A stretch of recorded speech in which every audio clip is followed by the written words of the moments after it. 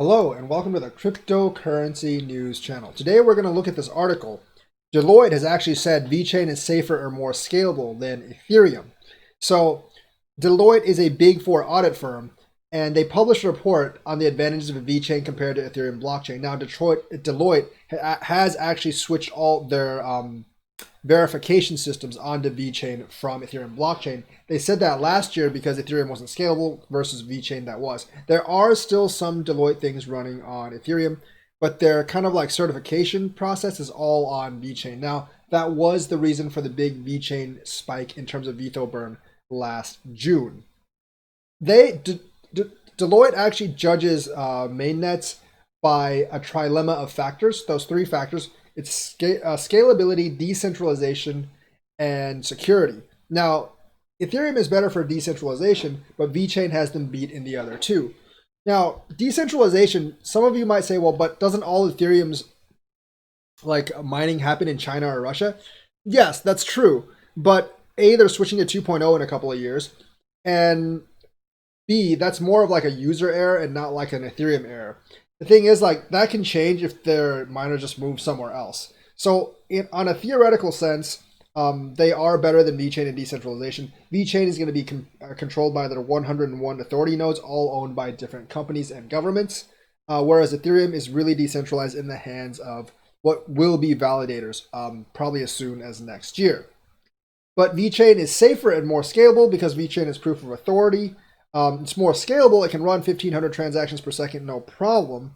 Whereas Ethereum basically just runs up the ass in fees once you get past like 15, 20 transactions per second. Deloitte has actually referred to this decade as the decade of blockchain. So for Deloitte, Vechain is a platform that has more scalability and security than Ethereum, but less decentralization.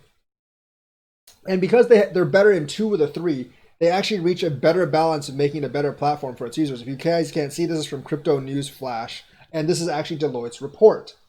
The audit firm also predicted by the end of 2020, leading platforms like Vechain will be able to maintain their position by offering a varied combination of features. In that way, users and companies will be able to build solutions and develop use cases for their platforms more easily. So Deloitte actually thinks 4 platforms that will actually remain in the race for the leadership in the blockchain sector are Vechain, Ethereum, Corda, and Hyperledger. So I don't really know like if they put Vechain in first place or something. Corda and Hyperledger are different because they're private. Vechain and Ethereum are the ones that are semi-public or public.